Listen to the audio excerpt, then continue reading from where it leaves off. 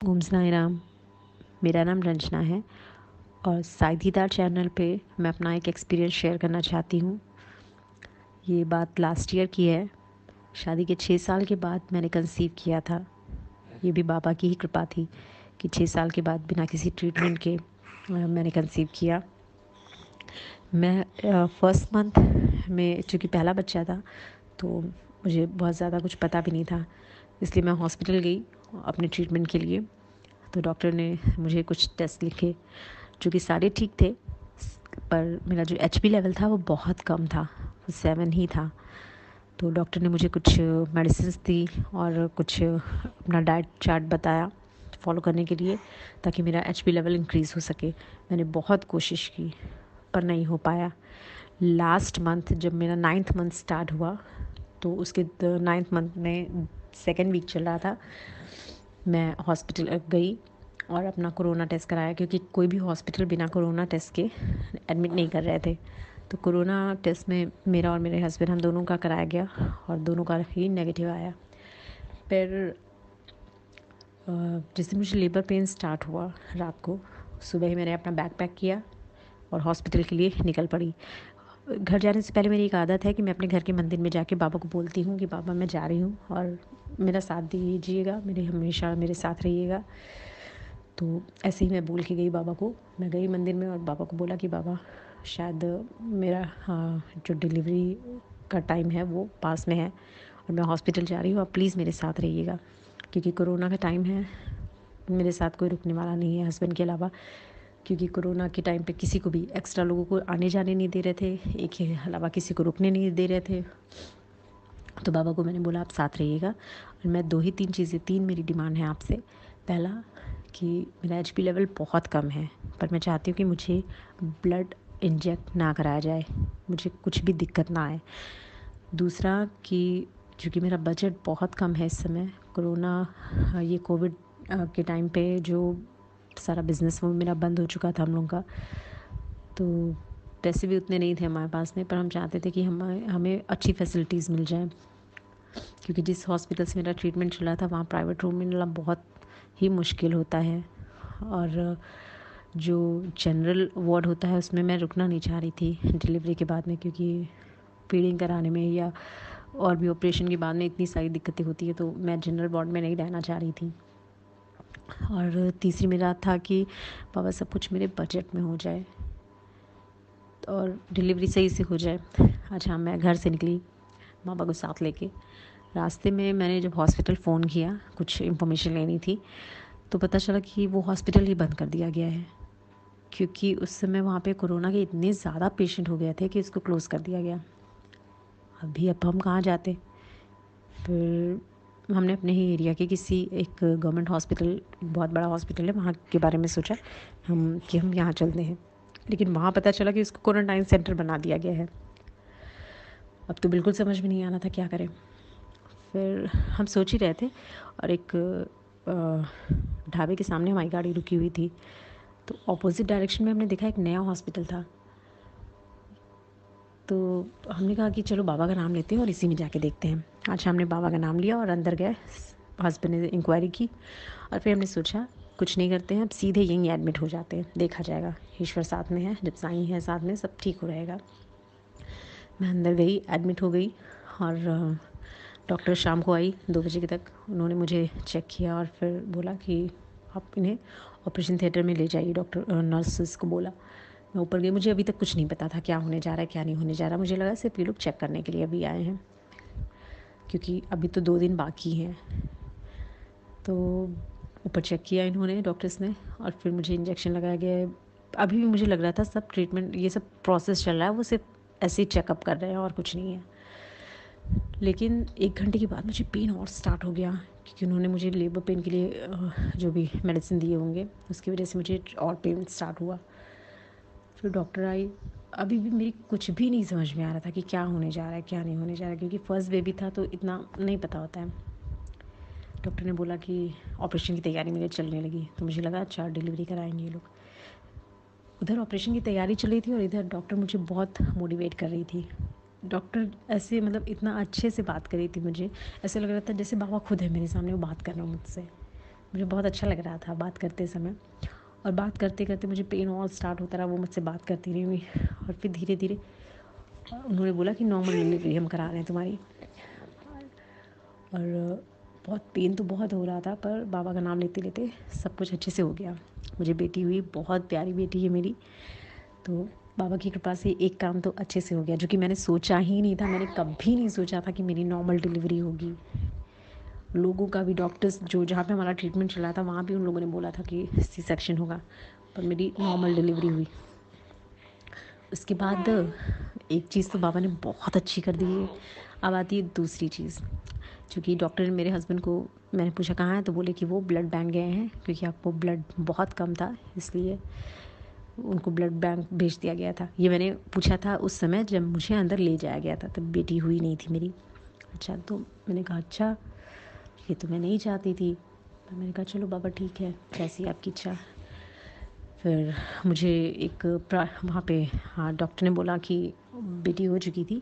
Doctor ने बोला कि आपको कहाँ पे शिफ्ट करें, आप जनरल वार्ड में जाएंगी या प्राइवेट में। हमने कहा प्राइवेट रूम है। बोले हाँ। मैंने कहा ठीक है, आप मेरे हस्बैंड को पूछ लो, अगर उनका बजट होगा तो जैसा होगा वो बता देंगे। तो हस्बैंड ने बोला प्राइवेट रूम लेंगे, क्योंकि नॉर्मल डिलीवरी है, 2 दिन ही रोकेंगे तो कोई दिक्कत नहीं आएगी।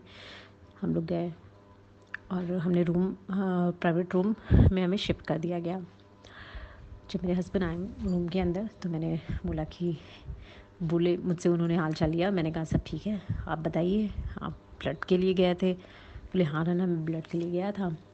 लेकिन जैसे ही वो लोग इंजेक्ट करते मुझे ब्लड निकालने के लिए, वैसे ही तुरंत हॉस्पिटल से फ़ोन आ गया और बोला कि ब्लड की तो ज़रूरत ही नहीं है, आपकी वाइफ की डिलीवरी हो गई है, नॉर्मल डिलीवरी हो गई है, और ब्लड की कोई ज़रूरत नहीं है, आप वापस आ जाओ।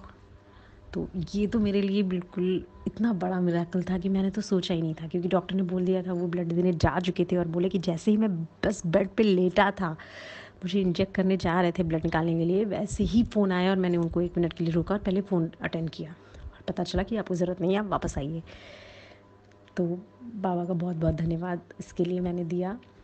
अच्छा, अभी जिस दिन हमें डिस्चार्ज होना था, तो ये बिल के लिए गए।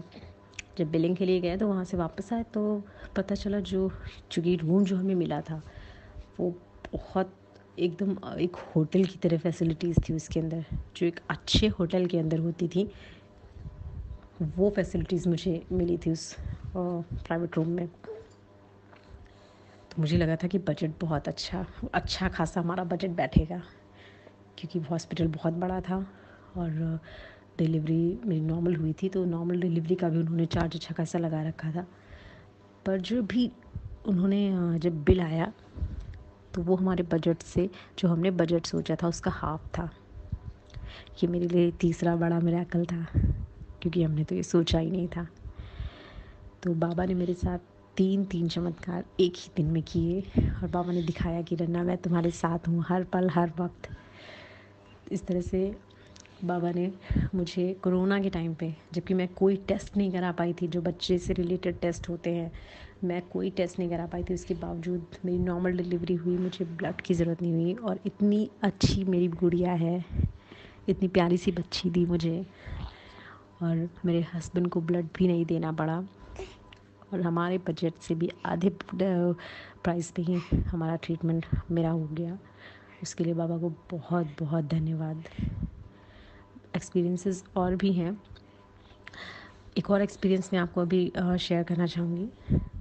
मैं अभी जल्दी ही 22 फ़ेब को मेरी एनिवर्सरी थी, तो मैंने बाबा को बोला एक दिन पहले कि बाबा देखो, मेरी मम्मी तो है नहीं, मम्मी होती तो मुझे विश करती, आज के दिन फ़ोन करती, तो मेरे लिए तुम ही सब कुछ हो।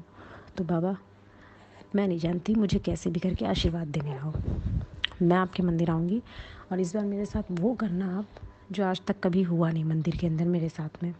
मैंने बाबा के लिए वस्त्र बनवाए थे, तो मंदिर में गई और मैंने बाबा के लिए नारियल कोटेड जो पेठा आता है वो मैंने ख़रीदा। आगरा का पेठा, आगरा की एक शॉप यहाँ पे उसका फ्रेंचाइजी है कोई, तो वहाँ से मैंने लिया और बहुत मन से बाबा के लिए लिया उसको, और अच्छे से बहुत प्यार से मैंने उनके लिए वस्त्र भी बनवाए थे, वो लेके गई मैं। तो जब मैंने वहाँ पे उनको चढ़ाया, बाबा को दिया, तो पहली बार ऐसा हुआ कि पंडित जी ने, पहली बार तो ये हुआ कि मंदिर बंद मिला। तो मैंने कहा बाबा मैंने ऐसा तो नहीं मांगा था आपसे कि मंदिर अभी बंद है।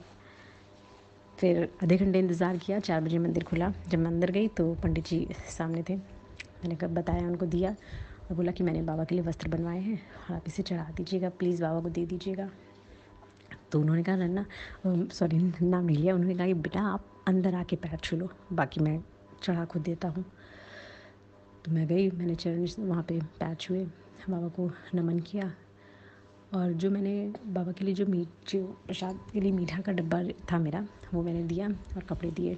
जो लेके वस्त्र बाबा के लिए गई थी तो पंडित जी ने उसे उड़ा दिया और जो मीठा का डिब्बा वापस किया। मैं वापस आ रही थी, फिर मेरा एक बार मन किया एक बार और उनके चरणों में अपना मस्तक रखूँ। जब मैं गई तो पंडित जी ने, जब वापस गई रखा तो पंडित जी ने एक, जैसा मैंने बाबा को दिया था उससे थोड़ा सा छोटा एक चुनरी येलो कलर की उन्होंने मुझे वापस की। ये पहली बार मंदिर में मेरे साथ हुआ।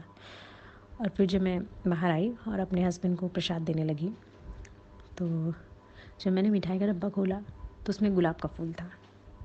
हालांकि मैंने पंडित जी को दिया, उन्होंने बस चलो वहाँ पे भोग के लिए रखा और मुझे वापस किया। मुझे नहीं पता, हो सकता है पंडित जी नहीं रखा, पर मैंने नहीं देखा। पर मेरे लिए ये मिरेकल ही था, क्योंकि पहली बार मेरे साथ ऐसा हुआ। मेरे साथ कभी वो चीज़ नहीं हुई। मैंने बाबा को बोला था वो करना जो मेरे साथ कभी हुआ नहीं। मुझे चुनरी मिली वहाँ से, मुझे वहाँ से फूल मिला, वो भी एक गुप्त रूप से मिला, सामने से नहीं मिला। पंडित जी को देना था, सामने से देते, उन्होंने डिब्बे के अंदर वो रखा मिला। तो मेरे लिए एक चमत्कार ही था। और इस तरह से बाबा ने मुझे अपना आशीर्वाद दिया कि, और रात को आके मैं यही बोली कि बाबा मैंने इतने प्यार से आपके लिए वस्त्र बनवाया था, पता नहीं आपने पहना कि नहीं पहना। मुझे तो पता भी नहीं चलेगा क्योंकि उसके लिए जाना है, वो तो पंडित जी के ऊपर है कब पहनाएंगे। ये बोल के मैं सो गई। दूसरे दिन मैं जो शिरडी के साईं दर्शन होते हैं वो मैंने ओपन किया, पर डे का जो होता है। तो मैंने देखा बाबा ने सेम जो मैंने येलो कलर का प्लेन सैटिन का जो पहनाया था और बहुत पतली लेस का उसमें लगा हुआ था, लेस लगी हुई थी बहुत पतली गोल्डन कलर की, सेम वही चीज़, वैसा ही गोल्डन प्लेन येलो कलर का कपड़ा बाबा को वहाँ पे वस्त्र पहनाया गया था शिरडी में। मैं बहुत खुश हुई कि बाबा मैंने तो यहाँ लिया था, आपने वहाँ पहन लिया। तो इस तरह से बाबा अपने होने का, मेरे साथ होने का प्रमाण देते हैं। मैं बहुत खुश हूँ मैं कि बाबा मेरे साथ हैं और ये चीज़ का आभास भी कराते हैं। अभी मैंने मेरी बहुत सी इच्छाएं हैं जो बाबा से मैंने बोल रखी हैं और मुझे पूरा विश्वास है कि बाबा उसे पूरा करेंगे, क्योंकि मेरी उस इच्छा से कई लोगों की भलाई जुड़ी हुई है और बाबा इस भले नेक काम में मेरी मदद ज़रूर करेंगे। जिस दिन ये पूरा होगा मैं अपना ऑडियो नहीं जब बल्कि वीडियो शेयर करूँगी, वीडियो के साथ में अपना एक्सपीरियंस शेयर करूँगी। तो इसी के साथ ओम साई राम, जय साई राम।